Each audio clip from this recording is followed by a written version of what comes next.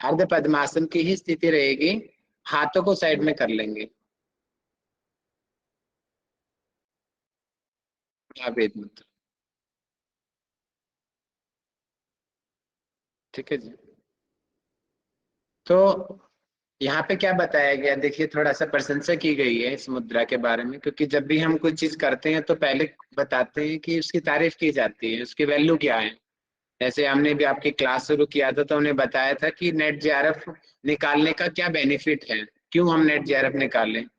उसी तरीके से पहले यहाँ पे तारीफ की गई है कि क्यों हम महामुद्रा करें, इसकी विशेषता क्या है।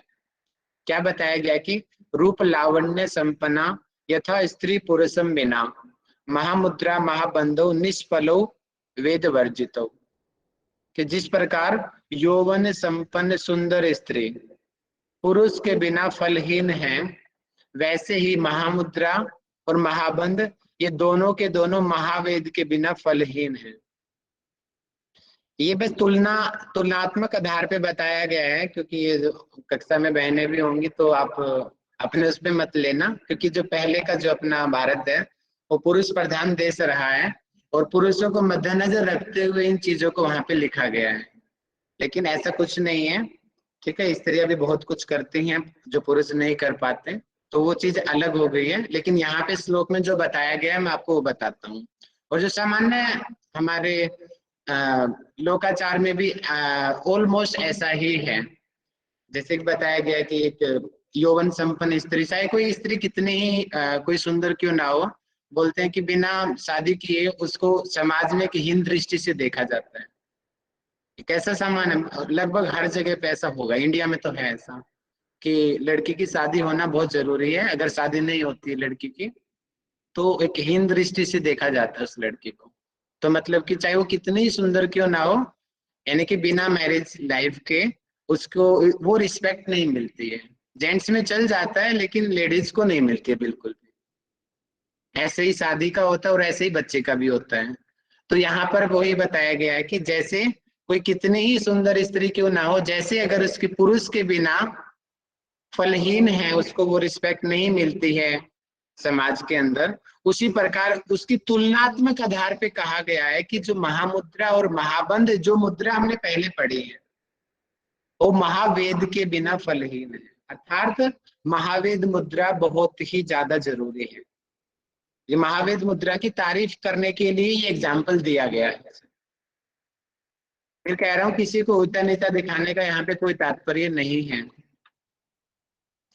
आगे क्या बताएगा कि महाबंधो स्थितो योगी कृत्वा पूरकम एकधी वायु नाम गतिमावृत्तय निभृतम कंठ मुद्रया।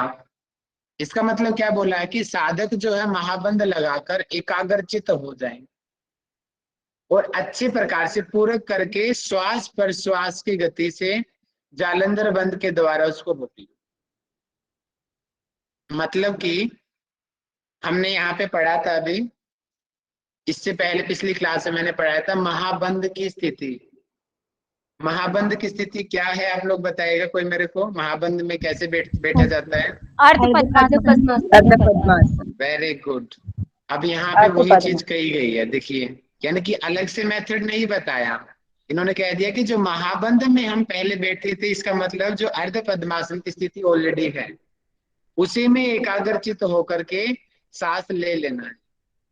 ठीक है, और जालंधर बंद लगा लेना है। ठीक है जी, ये पहला मेथड हो गया है। इसके बाद आगे क्या बताया गया है, समस्तो युग्मो भूमौ शिपिचौ संताड्यच नहीं पुटत वयम अतिक्रम्य वायु स्फुरित मध्यगः। अर्थात इसके बाद में दोनों हथेलियों को अच्छी प्रकार से जमीन पर लगा लो। देखिए कैसे लगा ले, ये स्थिति महाबंध की है। ठीक है, महाबंध की स्थिति है ये। और इसी स्थिति में अगर हाथों को साइड में रख लिया जाए, हथेली को थाई की साइड में लगा लिया जाए तो ये महावेद की स्थिति आ जाएगी। ठीक है, और आगे क्या बताया गया है कि नितंब को हल्के एवं धीरे से भूमि से उठाना है और पटकना है। ऊपर उठाना है और नीचे पटकना है। कैसे, समझिए थोड़ा इस चीज को। आपने तुलासन देखा होगा, उचित पद्मासन में भी उठाते हैं। देखिए ये हिप रीजन है, नॉर्मल ग्राउंड पे है ये, तो क्या करेंगे, हाथों पे वेट डाल करके हिप को ऊपर उठा लेंगे। हिप को, ये पूरा बॉडी ऊपर उठ जाएगा, ठीक है। और बाद में बार बार ऊपर ले जाएंगे और फिर छोड़ देंगे, फिर ले जाएंगे और फिर छोड़ देंगे। ये जो नितंब ऊपर अप डाउन करेंगे। और नीचे हमारी अर्ध पद्मासन की स्थिति है, वो एडी के ऊपर बार बार आपका जो एनएस रीजन आके टच करेगा। अब वही स्थिति यहाँ पे बताई गई। आशा रखता हूँ कि आप लोगों को समझ आया होगा। अर्ध सर पद्मासन में बैठे हुए हैं। हाँ जी मैं राहुल जी, उसमें तो जी तुतलासन में तो पद्मासन में बैठ के करते हैं, तो इसमें आराम से हो वो अलग जाएगा है, ये। वो अलग है। जी पद्मासन वाली वो अलग चीज है, वो आसन उचित पद्मासन है। मैंने समझाने की दृष्टि से कहा है कि उसकी तरह ऊपर उठना है, उसकी तरह उठना है, ठीक है, जी वो नहीं जी है। जी जी ठीक है, सर जैसे अगर कि हम पद्मासन में बैठे हुए हैं, ठीक है, मान लेते से बैठे हुए हैं, और इस प्रकार से बार बार में अप डाउन करना है, ठीक है, इस प्रकार से जी हिप को ऊपर नीचे का, ऊपर उठाना है छोड़ना है, ऊपर उठाना है छोड़ना है। ये स्थिति है महावेद मुद्रा की। आशा रखता हूं कि आप लोगों को समझ आया होगा। और जब हम ऐसा घुटना भी करेंगे उठेगा तो ना? क्या होता है कि वायु जो है दोनों पुटों का मतलब ईड़ा और पिंगला को छोड़कर सुषुम्ना में गतिशील होती है। मैंने कल आपको बताया था कि 3 प्रकार के स्वर होते हैं। बताएंगे 3 प्रकार के स्वर कौन कौन से होते हैं? सूर्य चंद्र सूर्य मध्य सूर्य स्वर सूर्य चंद्रमा स्वर चंद्र सूर्य चंद्र तो 2 हो गए, तीसरा कौन सा होता है? अग्नि। सुषमा सुषुम्ना। सुषमा अग्नि तो देवता होता है भैया, स्वर थोड़ी होती है वो, ठीक है। Sorry sir. ध्यान रखिए, देखिए 3 नाड़ियां विशेष है, ईड़ा, पिंगला, सुषुम्ना, सुषमा ठीक है। वो है जो अभी कुंजी ने बताया, वो देवता है। ईड़ा नाड़ी की देवता है चंद्रमा, पिंगला नाड़ी की देवता है सूर्य, सुषुम्ना नाड़ी की देवता है अग्नि। ये पेपर में पूछा जा चुका है, ये देवता भी याद रखना कि अग्नि किसका है। और यहीं पे मैंने कल नदी भी बताई थी, आप लोगों को याद होगी। बताइए ईड़ा नाड़ी की गंगा कौन सी नदी है? नदी सर। गंगा पिंगला का बताएंगे, पिंगला की कौन सी नदी है? यमुना नदी सर। यमुना। गंगा यमुना सरस्वती। सरस्वती। सरस्वती सुषुम्ना की सरस्वती। वेरी गुड, बहुत बढ़िया बहुत बढ़िया, वेरी गुड। तो गंगा यमुना सरस्वती। तो यहाँ पे वही बताया गया है कि सामान्य रूप से जब हम श्वास प्रश्वास करते हैं, हमारा जो है एक नाक में दूसरी नाक में ऑलमोस्ट हमारा ऐसे रहता है, एक ही नाक से डोमिनेट रहते हैं, कभी लेफ्ट कभी राइट। और सुषुम्ना उन्हीं लोगों की चलती है जो अच्छे साधक होते हैं। हम लोगों की चलती है लेकिन आधा 1 मिनट 1-2 मिनट के लिए, उसके बाद में वो चला जाता है स्वर, दोनों नाकों से लंबे टाइम तक नहीं रहता। तो सुषुम्ना स्वर सबसे बेस्ट होता है, सबसे ज्यादा बेस्ट होता है सुषुम्ना स्वर। तो यहाँ पे वही कहा गया है कि जब हम इसका अभ्यास करते हैं, कौन सी मुद्रा हम पढ़ रहे हैं, किस मुद्रा को करने से ऐसा होता है? महावीर महावेद मुद्रा। महावेद। महावेद। जो ईड़ा पिंगला को छोड़ के जो प्राण है सुषुम्ना में गतिशील होता है, अर्थात सुषुम्ना स्वर एक्टिवेट होता है सुषुम्ना में, अर्थात सुषुम्ना में प्राण जाएगा। प्राण जाएगा तो मन की क्या स्थिति होगी? मनोमयी सर मन शांत हो जाएगा। मन उस समय शांत हो जाएगा तो उस अवस्था को क्या कहते हैं? वेरी गुड, बहुत मनोमयी। बढ़िया, उस अवस्था को मनोन्मनी अवस्था कहते हैं। ठीक है जी, आगे पढ़ते हैं। सोम गुरुजी की सूर्याग्नि आवाज कट रही संबंधो रा- जायते चामृताय वै मृतावस्था मनु समुत्पन्ना ततो वायु विरेचयेत। और इसका मतलब क्या क्या है कि ईड़ा पिंगला सुषुम्ना, ठीक है। तो यहाँ पे देखिए ईड़ा को सोम, पिंगला को सूर्य और सुषुम्ना को अग्नि नाम से संबोधित किया गया है। ठीक है जी, सही मिलान में पूछा जा सकता है सोम सूर्य और अग्नि। संबंधो जायते चामृताय वै, मतलब कि ईड़ा पिंगला सुषमना के स्पंदन, स्पंदन का मतलब होता है वाइब्रेशन। जब आपस में मिलते हैं तब अवश्य ही अमृतों की प्राप्ति होती है। अमृतो अर्थात जो सोम रस है उसका बचाव होता है। ये खिचड़ी मुद्रा में और अच्छे से समझ आएगा आपको अमृतो एक्चुअल में क्या होता है। तो आप अभी समझ लीजिए कि जब सुषमना में प्राण जाएगा तो अपने आप ही जो होती है योगी की आयु भी बढ़ती है। इसीलिए जो है मृतावस्था की स्थिति उत्पन्न होने तक वायु का रेचन करना चाहिए। देखिए यहाँ पे बताया गया है मृतावस्था फोर्सफुल यानी कि अधिक से अधिक करना है, मैक्सिमम करना है। कौन से बंद को मैक्सिमम करना है? महावेद। हाँ, महावेद मुद्रा को मैक्सिमम करना है। बहुत बढ़िया। इन चीजों को आप ध्यान रखना, मिक्स मत कर देना एक दूसरे में आपस में आप सभी। नहीं सर, ये आगे बताया गया है कि मृतावस्था समझ में नहीं आया, एक बार वापस बताएंगे भैया ये समझ में नहीं आया, कौन सा बंद मैक्सिमम करना? ये मुद्रा, सॉरी मैंने बंद बोल दिया, मुद्रा की बात हो रही है यहाँ पे।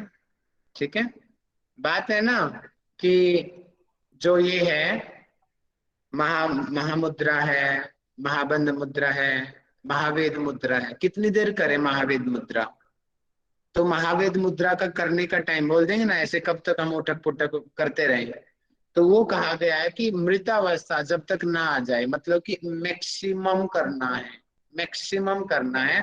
लगे रहो 5 मिनट, 10 मिनट, 15 मिनट, 20 मिनट। ये वाले चीज का मतलब ये है, मृतावस्था का मतलब मैक्सिमम करना है एज योर कैपेसिटी से भी ज्यादा से ज्यादा। ठीक है, और उसमें अब समझ आ गया होगा। रेचन जो लिखा है वो समझ में नहीं आया भैया। एड़ी से चोटी तक का जोर लगा कर। वायु का रेचन करना मतलब यार समझो,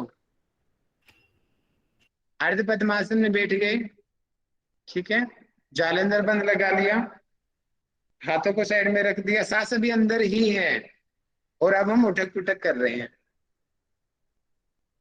ओ अच्छा, जब ठीक है, लगे समझ गया भैया भैया। अब नहीं रोक सकता, आधा 1 मिनट 2 मिनट, उसके बाद में रोको और रेचन यानी कि एक्सेल कर दो। अब समझ आया?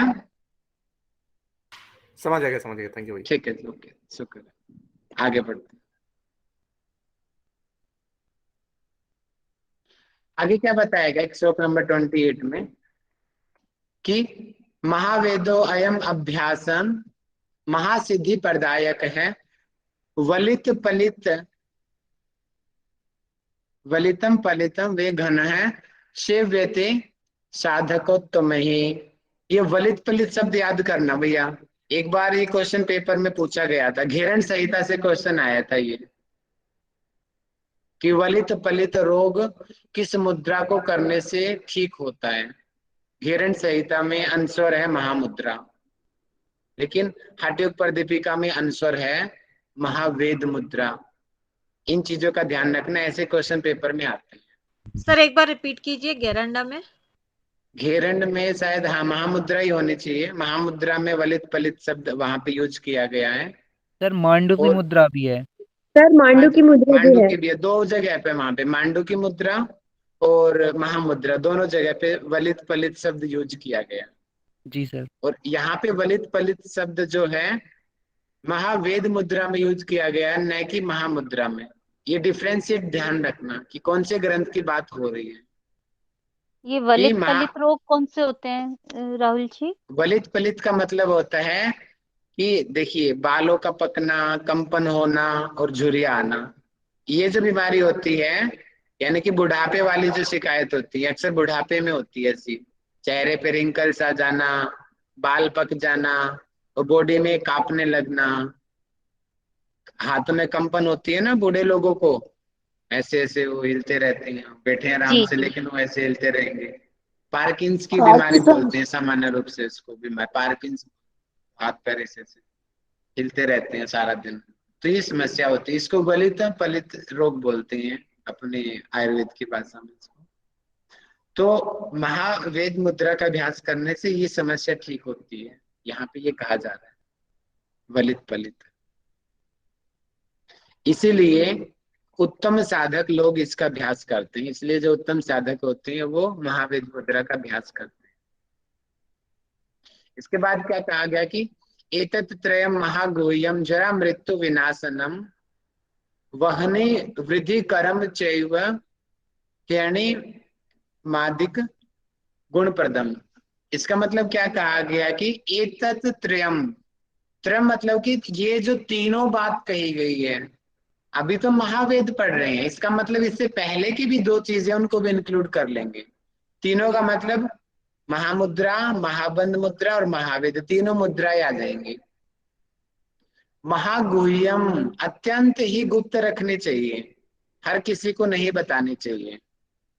जरा मृत्यु विनाशनम, इन मुद्राओं को से जरा यानी कि बुढ़ापा, मृत्यु यानी कि मृत्यु का जो भय है वो दूर हो जाता है।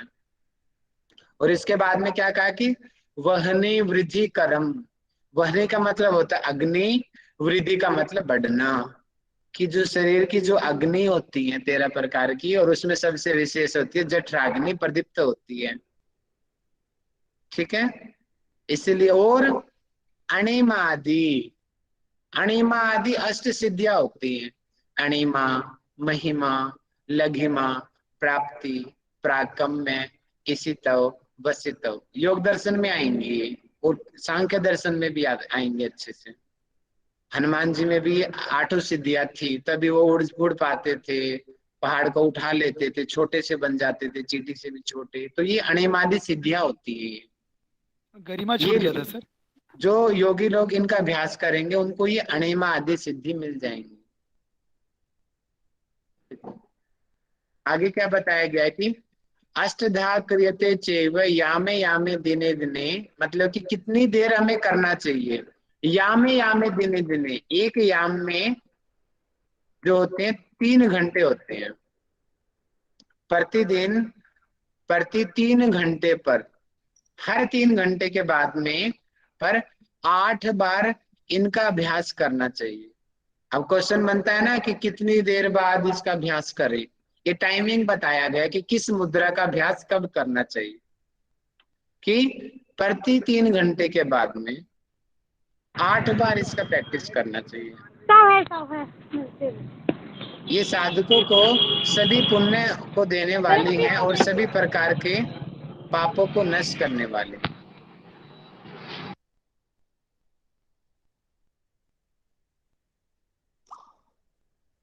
किसका माइक खुल रहा है? माइक बंद रखो प्लीज अपना। और अच्छे जो जानकार जो साधक होते हैं को प्रारंभ में इनका अभ्यास अल्प मात्रा में करना चाहिए। मतलब कि जो बिगनर्स हैं, अभी आप लोग हो जैसे कि बिगनर्स हैं, स्टार्टिंग अभी अभ्यास शुरू किया है, वो थोड़ा करो, बाकी लोग ज्यादा करो, ये यहाँ पे बात कही गई है।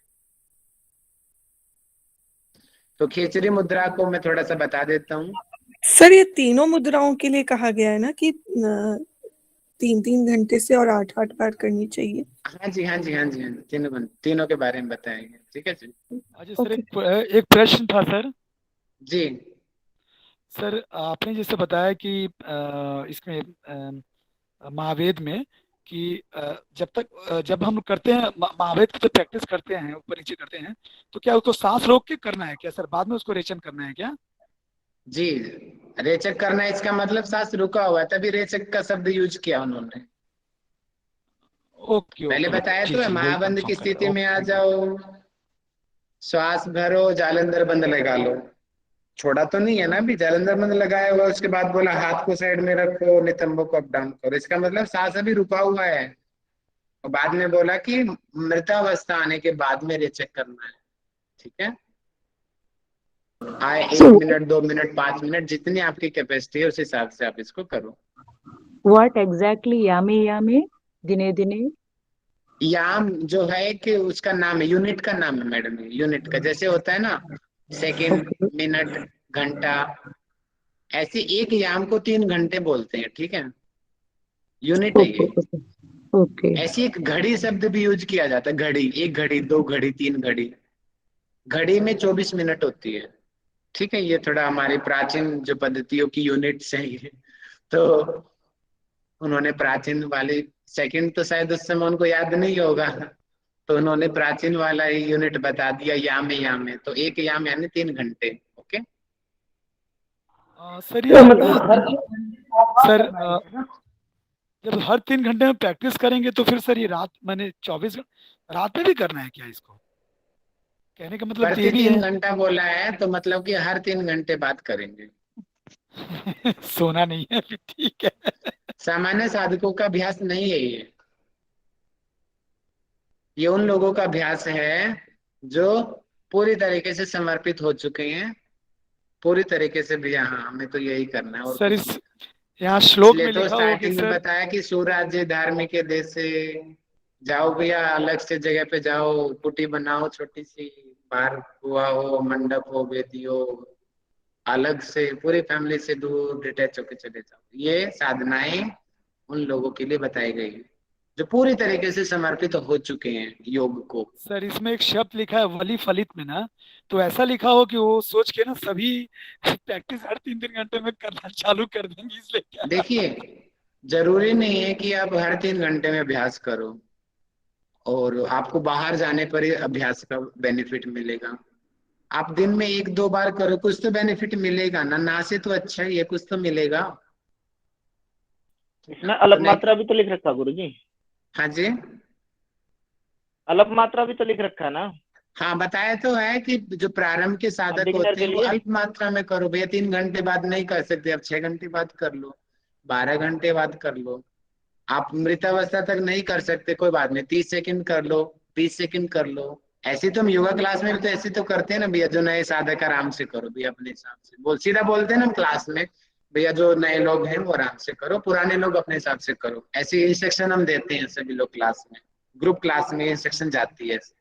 तो वही यहाँ पे कही गई कि नए साधक हो आराम से करो, पुराने साधक करो भैया दबा के। पुराने के लिए तो कोई लिमिट ही नहीं है, जितना आप कर सकते हो करो।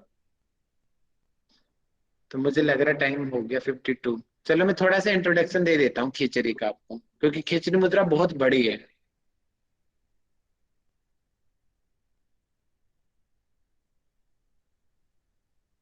खिचड़ी में देखिए जो जीव होती है ना, टंग, टंग को पीछे ले जाना पड़ता है। जो ये रहे टंग, देखिए टंग या पहली स्थिति, जो सेकंड स्टेज होती है, सेकंड स्टेज, थर्ड स्टेज। देखो जैसे जीभ बढ़ती जाएगी ये पीछे जा रही है, फोर्थ स्टेज। अब इसमें क्या होता है खिचड़ी के अंदर, इसमें आप ध्यान से देना। देखो मैं एक डायग्राम बना रहा हूँ जीभ का, कल मैं ढूंढ के रखूंगा अगर मुझे मिल जाएगा तो। मान लो कि ये हमारी जीभ है, आप सपोज करो, दिख रहा है ना आपको मैं ऊपर बना रहा हूँ। हाँ सर। अब आप लोग अपने शीशे में भी देखेंगे ना, आपकी जीभ के नीचे ना, यहाँ पे इसको तालु मूल बोलते हैं ना, ये जीभ को रोकते हैं ये चीजें, जिह्वा मूल बोला जाता है, जिह्वा मूल। यहाँ पे एक ना 2 लाइन सी होंगे,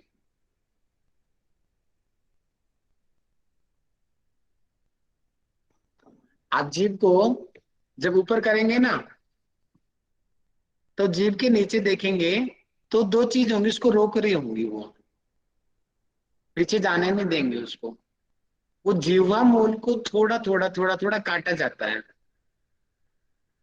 और यहाँ पे अलग से बताया गया कि सेंधा नमक हरडे है, उसके चूर्ण से जीभ को बार बार खींचा जाता है, जिससे जीभ हमारी लंबी हो जाती है। जीभ डेली डेली डेली इसको प्रैक्टिस करेंगे, हर सप्ताह बाद थोड़ा थोड़ा कट करेंगे, जिससे जीभ हमारी लंबी हो जाती है। जीभ इतनी लंबी कर देनी है उसको पीछे ले जाए, वो पीछे चली जाए, जैसे डायग्राम में दिखा है ना कितनी लंबी करनी है। ये रहा देखो, जीभ हमें इतनी लंबी करनी है कि जीभ हमारे ऊपर चली जाए, उसको बोलते हैं कपाल कुहर, कपाल कुहर। और मैंने बताया था 3 प्रकार के मंडल होते हैं, 3 प्रकार के मंडल। सबसे ऊपर होता है सोम मंडल, चंद्र मंडल भी बोलते हैं उसको। नाभि वाले स्थान पे होता है सूर्य मंडल, और नाभि के नीचे होता है योनि मंडल। 3 मंडल होते हैं। चंद्र मंडल में 16 दल का एक कमल होता है, अर्थात एक चक्र होता है 16 दल का, वहां से रस निकलता है। उसको क्षीर बोलते हैं, अमृत भी बोला जाता है। अमृत रस का स्त्राव होता है, ऐसे आपने सुना होगा, सत्संगों में भी बोलते हैं कि ऊपर से अमृत का स्त्राव हो रहा है, क्षीर रस का। और वो यहां से होता हुआ नाभि में है सूर्यमंडल, तो मतलब कि चंद्रमंडल से चीजें निकली, वो लिक्विड निकला और सूर्यमंडल में आके वो भस्म हो गया। तो उसकी वजह से, क्योंकि जब से हमने जन्म लिया है तब से ही वो चला आ रहा है कि अमृत धीरे धीरे धीरे धीरे वो टपकता रहता है और नाभि में सूर्यमंडल में आकर के वहां पे भस्म हो जाता है, समाप्त हो जाता है। और ब्रह्मचर्य की परिभाषा यहीं से शुरुआत होती है। ब्रह्मचर्य में भी दो जगह पे डिवाइड होता है, शिव संहिता में पढ़ेंगे। एक वो हमारे सूर्यमंडल में आ रहा है, दूसरा योनि स्थान पे जा रहा है। जो लोग ज्यादा सेक्सुअल एक्टिविटी में इन्वॉल्व रहते हैं तो उन लोगों का वीर्य वहां से निकलता है और जिसकी वजह से उनके शरीर की क्षमता कम हो जाती है, सोम रस अमृत शरीर का कम हो जाता है, ये रीजन है। तो खेचरी मुद्रा में क्या किया जाता है, खेचरी मुद्रा में जीव को पीछे ले गए हम, तो जो स्त्राव ऊपर से आ रहा है वो नीचे नहीं आएगा। अब नीचे आप कुछ भी करते रहो। और तो और खेचरी मुद्रा की एप्रिसिएशन, प्रशंसा करते हुए स्वात्माराम जी ने इतना भी कह दिया कि जो खेचरी मुद्रा का साधक है, अगर वो किसी दूसरे जेंडर के साथ में फिजिकल कांटेक्ट भी बना ले तो भी उसके ऊपर प्रभाव नहीं पड़ेगा। इतना ज्यादा कंट्रोल हो जाता है खिचड़ी मुद्रा को करने से, उसका नुकसान नहीं होगा उसको, जो खिचड़ी मुद्रा का साधक होगा। लेकिन जो साधक नहीं है, हम जैसे सामान्य लोग हैं, उन लोगों को नुकसान होगा। तो खिचड़ी मुद्रा में क्या करते हैं, जीभ को पीछे ले जाते हैं और कब उस रास्ते को रोक देते हैं। रास्ता रुक जाएगा तो ऊपर से जो स्राव हो रहा है अमृत का, वो बचेगा। और अमृत शरीर में जितना रहेगा, ये जो अमृत है, सोम रस है, इट इज रिस्पॉन्सिबल टू हमारे शरीर का अच्छे तरीके से पोषण करने के लिए, शरीर को हेल्दी रहने के लिए ये अमृत जरूरी होता है। और ये बूंद बूंद करके डेली का ये अमृत भस्म होता रहता है, समाप्त होता रहता है। और जो सेक्सुअल इन्वॉल्वमेंट में ज्यादा लोग रहते हैं उनका ज्यादा वेस्ट होता है, तो उसकी वजह से जल्दी बुढ़ापा आता है उन लोगों को, जरा जल्दी होती है। आगे पढ़ाऊंगा, देखना ये चीजें, मैं पहले एडवांस में आपको बता रहा हूँ अभी। तो उन लोगों को जल्दी बुढ़ापा आता है और बुढ़ापा आएगा और बीमारियां भी जल्दी होंगी, इम्यूनिटी भी कम हो जाती है। इसीलिए खेचरी मुद्रा को सर्वश्रेष्ठ मुद्रा कहा गया है। खेचरी मुद्रा जीव को पीछे ले जाएंगे, उस अमृत का स्त्राव जो होगा उसको रोक देगी। इसके अलावा और भी बहुत सारे बेनिफिट्स हैं, वो मैं आपको कल बताऊंगा अच्छे से। आज हमारा टाइम हो गया, तो आशा रखता हूं कि आज हमने जितना पढ़ा वो आपको समझ आया होगा। आज हमने महावेद मुद्रा को पढ़ा और हमने खेचरी मुद्रा को इंट्रोडक्शन दिया है मैंने आपको। खे का मतलब होता है आकाश, आकाश को खे बोलते हैं संस्कृत में। चर का मतलब होता है विचरण करना, घूमना। जो हमारी जीभ होती है उसको पीछे ले जाते हैं और पीछे को आकाश स्थान बोलते हैं, कपाल कुहर का जो स्थान होता है। तो जीभ पीछे ले गए तो बोलते हैं कि जो आकाश में विचरण कर रही है, हमारा मन भी विचरण कर रहा है, शांत हो गया हमारा मन। तो इसी आधार पे इस मुद्रा का नाम इसलिए खेचरी कर दिया गया कि जीवा ऊपर विचरण करती है आकाश में, इसलिए खेचरी इसको नाम दिया गया है। ठीक है जी। और कल आप अपना मैनेज बताया कंपटीशन का आप लोगों को। सूत्र जो होंगे असेंडिंग और डिसेंडिंग दोनों रूप से याद करना, 1 to 51, 51 to 1 अच्छे से। तस्य निरोध है, ठीक है, निर्बीज है समाधि, तज्जय संस्कार, अन्य संस्कार प्रतिबंधनी। उल्टा क्रम भी, रिवर्स भी आपको याद होना चाहिए, और असेंडिंग और डिसेंडिंग दोनों। देखते हैं कंपटीशन को कौन जीतेगा। जो टॉपर रहेगा उसको हमारी तरफ से प्राइज मिलेगा, ये मेरा प्रॉमिस है। तो आप लोगों के सामने खुला मंच है, 3 दिन आप लोगों के पास तैयारी करने के लिए, अच्छी तरीके से जबरदस्त तैयारी करके साथ में आपको आना है, ठीक है। सैटरडे को होगा ना सर? सैटरडे को होगा, सैटरडे को टाइम आपको मैं बता दूंगा, शाम को ही रखेंगे, सर की क्लास शाम को होती है तो शाम को ही रखेंगे, ठीक है, या दिन में भी जाके जा सकता है, चार बता देंगे। ओके जी, चलिए तो मैं कुछ क्वेश्चन पूछ लेता हूं जो आज मैंने कराए हैं, 2-4 मिनट में मैसेज करके बताएंगे आप सभी लोग। तो आप लोग मुझे बताएंगे, महावेद मुद्रा की प्रशंसा करने के लिए शुरुआत में एक एग्जाम्पल दिया गया है, वो एग्जाम्पल क्या है? मैसेज करिए, जिससे महावेद मुद्रा की इतनी ज्यादा विशेष माना गया।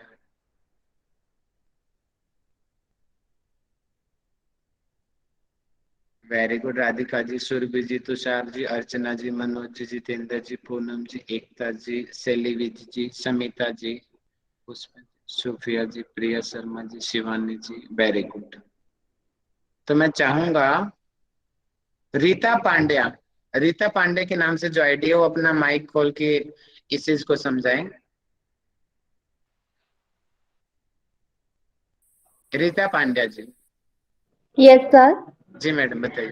जी सर, बताया है कि जिस प्रकार जो पुरुष के बगैर जो रूपवती जो स्त्री है उसका कोई महत्व नहीं है, उसी प्रकार ये मुद्रा का जो वर्णन किया गया है। उसी प्रकार में आप थोड़ा चुप कर रहे हो क्या? उसी प्रकार, उसी प्रकार जो ये महावेद मुद्रा है उसके बिना जो ये महामुद्रा और महाबंध जो आगे बताए गए हैं, दो मुद्रा, वो निष्फल बताई गई है। बहुत सुंदर, वेरी गुड, बहुत अच्छा आपने बताया है, very good, thank you sir. चलिए अगला मुझे प्रश्न बताएंगे, महावेद मुद्रा का मेथड क्या है? ठीक है जी, चलिए पहले मैसेज टाइप करो, फिर मैं माइक खुलवा के बुलवाता हूँ। महावेद मुद्रा को कैसे किया जाता है, जल्दी से सभी लोग मैसेज करें।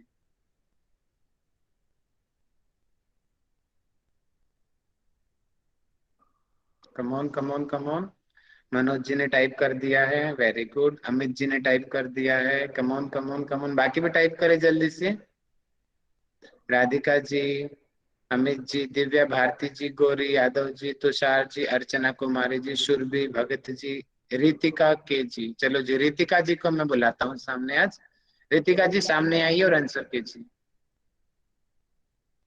भैया अर्ध पद्मासन में बैठ के हाथों को you should be keeping beside your body, और ऊपर नीचे अपने बटक्स को फ्लोर पे बीट करना। बहुत सुंदर, वेरी गुड। अलका मानेकर जी जो अभी मैसेज किया है, अलका मैडम सामने आइए और इसका बेनिफिट बताइए। महाबंध लगा ले, जैसे कि पहले अर्ध पद्मासन, उसके बाद जालंधर बंध, फिर दोनों हथेलियां साइड में रखे और हथेली को साइड में रखकर जमीन पर उठक बैठक करे तुलाक के जैसे। नितंब को जमीन पर रखे, फिर उठाए, फिर नीचे रखे।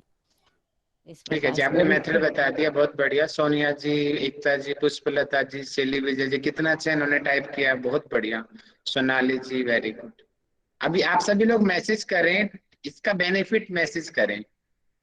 अरे वाह, महावेद मुद्रा का बेनिफिट क्या है? मैसेज आ रहे हैं, दीप्ति जी क्या आ रहा है, तुषार जी, राधिका जी, सुरभि जी, कम ऑन मैसेज करें सभी लोग। वलित, मनोज पाल जी, विजय जोशी जी को मैं बुलाना चाहूंगा। विजय जोशी जी अपना माइक कैमरा खोल के आंसर करें। जी सर। जी विजय जी। वलित पलित रोग दूर सर, महावेद मुद्रा से। और हेलो। हाँ और जी, सर और भी है कुछ? अणिमा आदि सिद्धि प्राप्त होती है, और जरा मृत्यु से विनाश होता है, जरा मृत्यु का। ठीक है जी, कुछ स्वरों के बारे में भी कुछ चर्चा मिलती है क्या? हाँ सर, स्वरों के बारे में अपना सोम, सूर्य, अग्नि, मतलब ईड़ा, पिंगला और सुषुम्ना का स्पंदन मिलता है, आपस में होता है, अमृत की प्राप्ति होती है। बहुत बढ़िया जी, वेरी गुड, बहुत बढ़िया। और खिचड़ी मुद्रा के बारे में आप लोगों को क्या जानकारी? खिचड़ी का अर्थ मुझे मैसेज करके बताइए। हाँ जी, जठराग्नि प्रदीप्त होती है, वेरी गुड। खिचड़ी का अर्थ क्या होता है? मैसेज करे जल्दी से। अरे वेरी गुड, कुंज बिहारी जी ने सबसे पहले टाइप किया। जी कुंज बिहारी जी आंसर करे माइक खोल के। सर थेंचरी, जैसे आपने बताया था, फाफा मतलब होता है आकाश, और थेंचरी री का मतलब विचरण करना है, तो आकाश में विचरण करना थेंचरी का। कौन विचरण करता है आकाश में? सर जो साधक होता है, जो थेंचरी मुद्रा को सिद्ध कर लेता है। अच्छा, क्या वो आकाश में उड़ने लगता है क्या? सर पता नहीं है। कंफ्यूज हो गए हैं। भारद्वाज पांडे जी आंसर कर। भारद्वाज प्रीति कौन है जी? भारद्वाज प्रीति जी आंसर करें। हाँ जी जी सर, हमारी जीभ जीभ विचरण करती है आकाश में। बहुत बढ़िया, बहुत बढ़िया। उसको कपाल कुहर बोलती है, वेरी गुड। हाँ जी सर। अच्छा, टाइम रह गया जी, कितनी देर किया जाता है वो क्वेश्चन रह गया। जल्दी से मैसेज करें कि महावेद मुद्रा जो है कितनी देर करनी चाहिए। अरे वेरी गुड, तुषार जी ने कितना जल्दी टाइप किया। तुषार जी आंसर करें। जी नमस्ते सर। सर प्रतिदिन 3 घंटे बाद 3 घंटे करना है, उसके 8 बार करना है सर। हर 3 घंटे में 8 बार। हर 3 घंटे में 8 बार करना। तो मैसेज में बताएंगे एक दिन में कितना हो गया।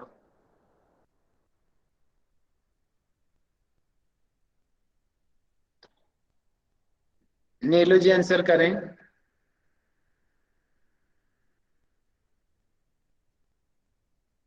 हाँ सर। एक दिन में कितनी बार हो गया?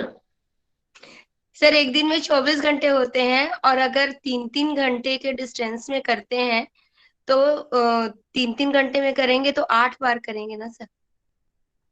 पूरे दिन में कितना हो गया? सर अरे इतना कमजोर है क्या मैथमेटिक्स? दीक्षा जी बताइए।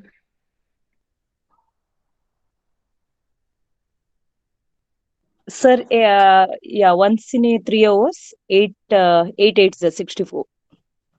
Very good. देखो सिंपल सा था यार, इतना इतना कमजोर है आप लोगों का मैथमेटिक्स। काम करो भैया मैथ के ऊपर थोड़ा और। 64 टाइम्स, ठीक है, बहुत बढ़िया। चलो जी, आज के मेरे क्वेश्चन पूरे होते हैं, तो कल मैं इससे आगे पढ़ाऊंगा आप लोगों को, ठीक है जी। सर एक डाउट था, एक आप थोड़ा सा ट्रिक बता दीजिए ना, ये नंबर कैसे याद रखना है सूत्र के? कुछ भैया ट्रिक लिखो, तो होगा सर उसमें। लिखो, लिख लिख के याद करो। लिखो 1 by 1 अथर्वण शासनम, 1 by 2 योग। बार बार लिखो उन चीजों को। श्लोक जब लिख के याद करते हो ना सूत्रों को, साथ साथ में उनका नंबर भी लिखा करो, ठीक है। सर ये डिसेंडिंग वाला थोड़ा ज्यादा ही टफ हो रहा है सर।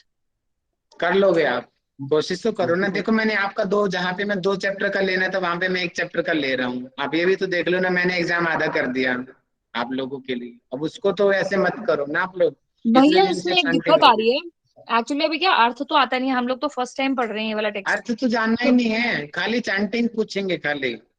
हाँ सर।